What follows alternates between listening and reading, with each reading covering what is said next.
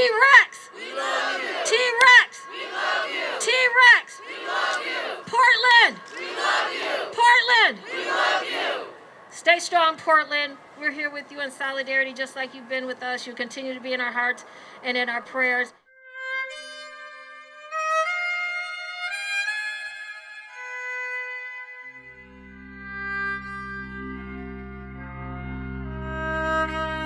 We just want to send our love to Portland. Our hearts and our prayers are with you in Portland. To the families and friends of all those who were injured, to our comrade T-Rex, who was murdered by this person who was called a homeowner, but finally changed to the killer and shooter in the narrative, because that's what he is. He is a killer and a shooter.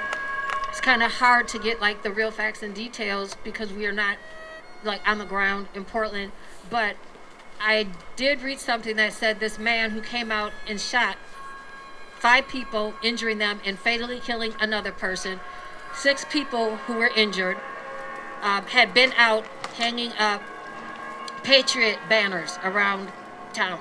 This individual in Portland really took it to another level, and he is a domestic homegrown terrorist. And we need to call him what he is, not just this homeowner. He is a homegrown domestic terrorist shooting into a crowd. I just want to say, you are not the problem. You are the solution to the problem. And being here is important, not just to show Portland our solidarity because they are going through this right now because they've been standing with us, but also to show that we will not be intimidated by these attacks. We will not be silenced. We will not be terrorized by people who think that they're allowed to do this because the police basically condone the behavior. And I want to say from the bottom of my heart to our friends in Portland that I can't imagine that the trauma of having been there that night, but I know that too many people in this city have been there and seen that for themselves. I just wanted to talk a little bit about our own instance of this happening in Minneapolis, where white supremacy feels the ability to go ahead and kill people who are fighting against injustice. Last summer, after Winston Smith was murdered in Uptown, Deanna Marie was murdered as a result of building community. I was there that night with a select few group of people. We built community in a unique way.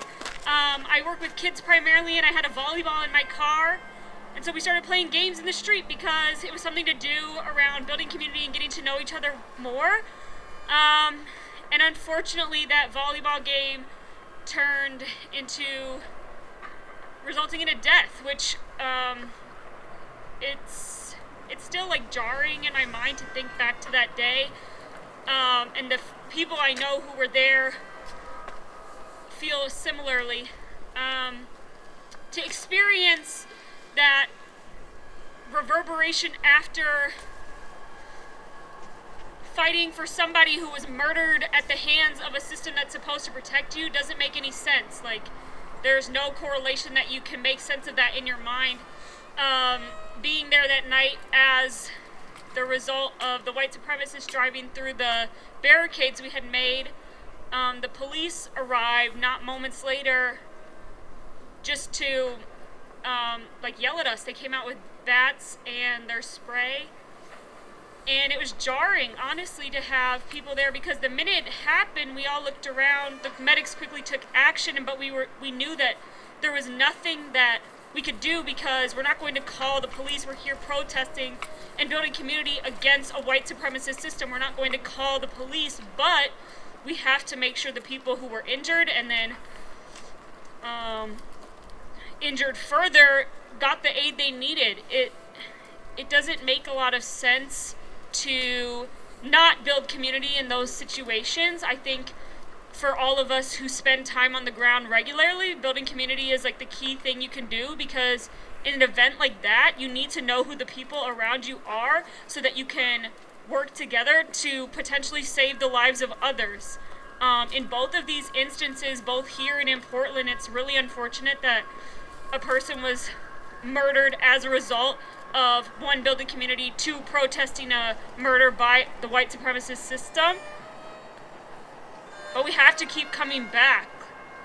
Coming back and standing in community is the only way that we'll end up like beating against this system. It's crazy because this system is so deeply entrenched. Like Monique was just talking about, the people who work in the US government, it all funnels down in systems of white supremacy, no matter how you slice or dice it.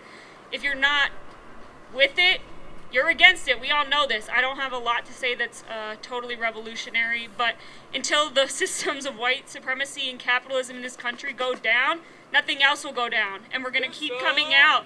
So fighting in those arenas against capitalism and white supremacy is how we're gonna stop having to come together under these horrible circumstances. Solidarity with Portland. We're standing in solidarity with Portland.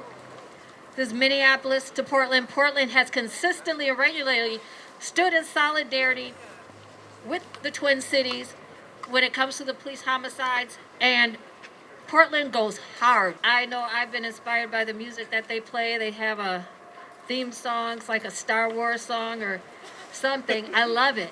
Seeing them out there. They've got the leaf blowers blowing away all the smoke from the police shooting their smoke bombs and everything.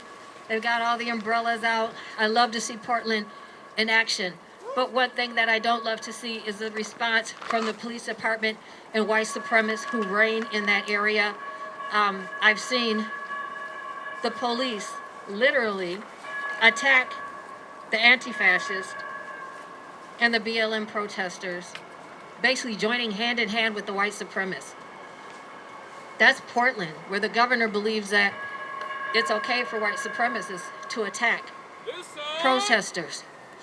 So it's so important that we're out here showing Portland the same love that they've shown to the Twin Cities, particularly Hennepin County, with all the murders that has happened in Hennepin County. It's so important for people to show up at protests like this. Yeah, it's cold. And yeah, it's a little scary to be, to be on the receiving end of such hatred and such violence. But we can't back down because this is the right thing to do. And if people want the protest to stop, then we need some fucking justice. That's gonna be the thing that makes the protest stop. Driving into protests with cars isn't gonna make us stop. Coming and showing up with guns to try to scare us isn't gonna make us stop. We will grow, we will form greater union, we will show our solidarity across this country. We love the tenacity and the continued fight that we see from Portland, and we know that they will continue to fight. I'm also told that this the protest was organized by a woman whose son had been killed by police in Portland, Patrick Kimmons. His mother, it appears that she has really kept the fight going in Portland. So when I say Patrick, you say Kimmons. Patrick! Kimmons. Patrick! Kimmons. Patrick! Kimmons. Patrick! Kimmons. And shout out to his mother for the work that she does and doing in that community.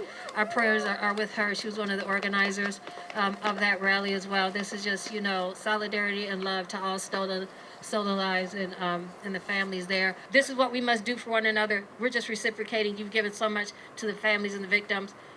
Here, we're just giving back what we can to you. So thank you.